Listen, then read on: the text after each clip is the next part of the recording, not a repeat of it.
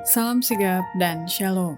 Renungan kita pada hari ini, Jumat 7 April 2023, berjudul Saat Rohnya Bekerja Melalui Saya.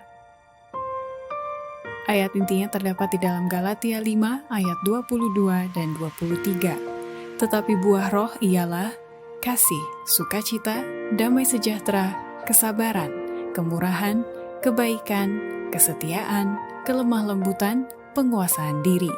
Tidak ada hukum yang menentang hal-hal itu.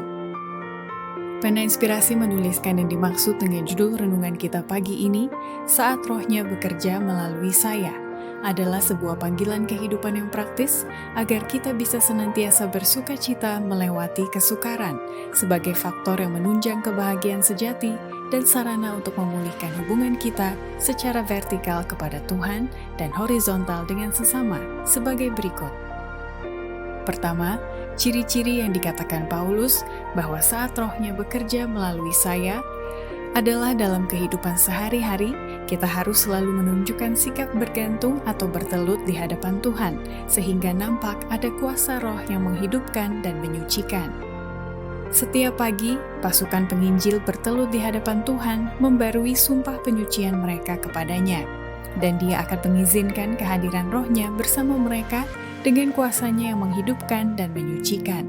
Sementara mereka melaksanakan tugas hari itu, mereka merasa pasti bahwa Roh Kudus yang tak kelihatan itu menyanggupkan mereka menjadi mitra kerja Allah. Kedua, ciri-ciri yang dikatakan Paulus bahwa saat rohnya bekerja melalui saya adalah bila mana saya hanya mengandalkan doa saja dalam kehidupan ini, sehingga memperoleh kelimpahan rohnya. Untuk memperoleh baptisan roh, setiap pekerja harus memohon kepada Allah.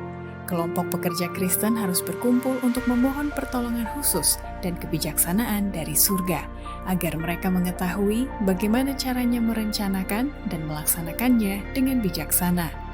Mereka harus berdoa agar Allah mau membaptiskan duta-duta pilihannya di ladang misi dengan kelimpahan rohnya. Ketiga, ciri-ciri yang dikatakan Paulus bahwa saat rohnya bekerja melalui saya adalah bila mana saya telah disucikan seutuhnya dengan hati yang sungguh-sungguh bermitra dengan Kristus bagi pelayanan. Kecurahan besar roh Allah yang menerangi seluruh muka bumi dengan kemuliaannya tidak akan datang sampai ada satu umat yang sudah diterangi, agar kita dapat mengetahui melalui pengalaman apa maknanya menjadi mitra kerja Allah. Apabila kita disucikan seutuhnya dengan hati sepenuhnya untuk pelayanan Kristus, Allah akan mengakui fakta itu dengan kecurahan rohnya tanpa batas.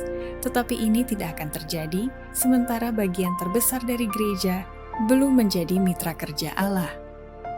Keempat, ciri-ciri yang dikatakan Paulus bahwa saat rohnya bekerja melalui saya adalah bila mana nampak sifat-sifat Kristus dalam hidup saya ini, yang bersedia menjadi manusia perwakilan yang melayani demi jemaat.